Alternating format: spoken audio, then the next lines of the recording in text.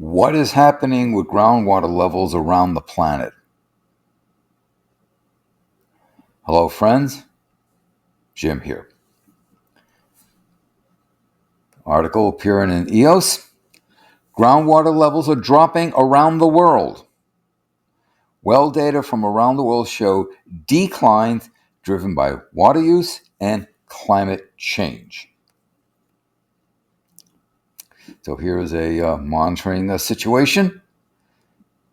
This equipment that looks at water levels, it's in California on the Jack and Laura, was it Danger World Preserve? Farmers rely on groundwater to grow crops, especially when rainfall is scarce. Declines in this crucial resource can drastically reduce agricultural yields, have long-term effects on water quality, well levels, even local geology. When the groundwater is depleted, the land above can subside, sink, right? Groundwater level declines have accelerated in 30% of the world's aquifers, according to an assessment published in Nature. The declines were particularly pronounced in agricultural regions with dry climates. The assessment drew on 40 years of water level data collected from 170,000 monitoring wells in 1,693 aquifers, nearly 1,700 aquifers. That's almost, basically a 100 to 100 monitoring wells for every aquifer, something like that. Some places the declines were dramatic. In 36% of the aquifers included in the study, groundwater levels fell faster than 0.1 meter per year. That's 10 centimeters, folks. Now, of course, how big was the aquifer? You have to also take that into consideration. So, how much does that equate to actual volumetric loss? 12% levels dropped by half a meter per year. Again, what is the volume we are talking about? The Rashkar aquifer in Iran, for instance, had a median decline of 2.6 meters per year in the 21st century. In California's Chowchilla subbasin, water levels dropped by about 1 meter per year. Both are agricultural areas. The researchers attributed global declines to both water use and climate change. In 80% of the aquifers where groundwater declines were accelerating, precipitation also dropped, said Deborah Perrone, a water resource engineer scientist at the University of California, Santa Barbara, and one of the study's authors.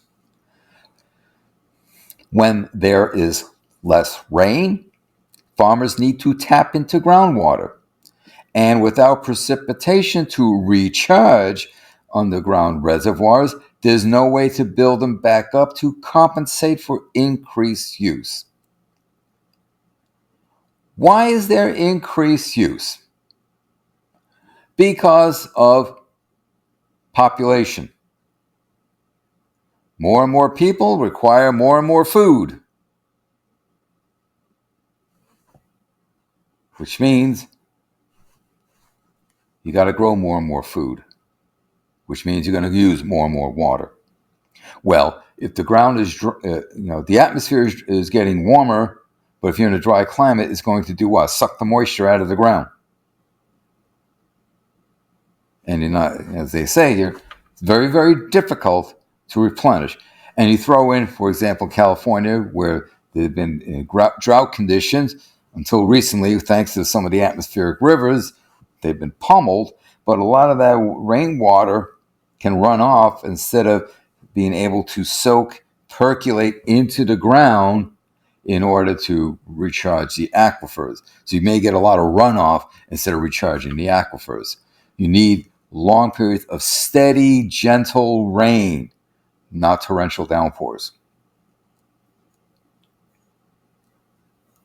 Precipitation isn't the only issue. As temperatures are rising, farmers are applying more irrigation, said Meha Jain, a environmental scientist, University of Michigan, not involved.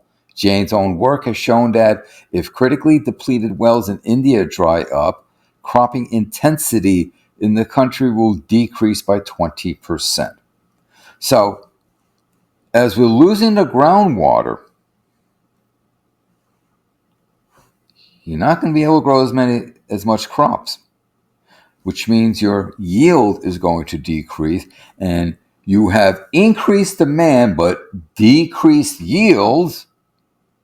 That's going to lead to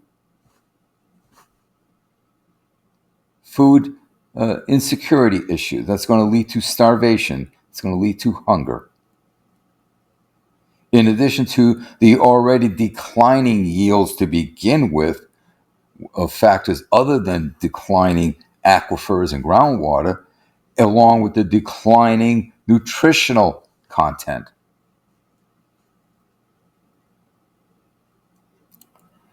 The new study fills long-standing gaps in the literature. Jane said satellites such as NASA's GRACE, which is Gravity, Recovery, and Climate Experiment, can provide a lot of information about the world's water supply. They don't have the spatial resolution to see smaller underground reserves. The monitoring wells used in this study let the researchers analyze changes in individual aquifers.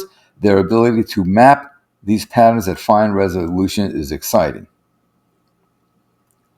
So if they're saying that they're not able to see smaller underground reservoirs, when the declines in the amounts, 10 centimeters per year, 50 centimeters per year, this seems to imply larger aquifers, implying large volumetric water loss.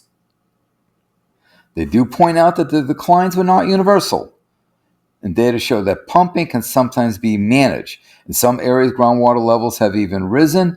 After dropping into the 1980s and 90s, groundwater beneath Bangkok, Thailand, recovered when the government increased fees on pumping water. An aquifer in New Mexico saw levels rise thanks to water transferred from another overtaxed system, the Colorado River. There are far more places where things are bad than where things are good right now, said UCSB water scientist Scott Jaseczko, first author on the study. He said such findings might inspire action.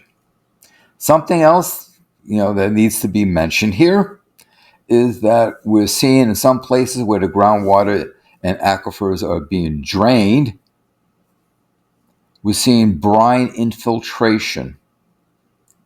Brine infiltration will kill the crops unless crops are salt tolerant. And because of this,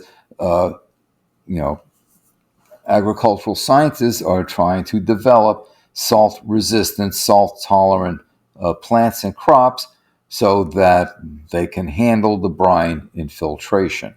But places like in Florida, in Louisiana, or even under the Ogallala Reservoir underneath the Great Plains, which have been drastically depleted, we're seeing brine water infiltration. It's a very serious problem. We're losing a lot of fresh water. Major source of fresh water are the aquifers, and we're losing them. This has really very terrible implications, especially when trying to meet the food demands, the food requirements of an ever increasing human population. There you have it. This is alarming. We'll talk soon.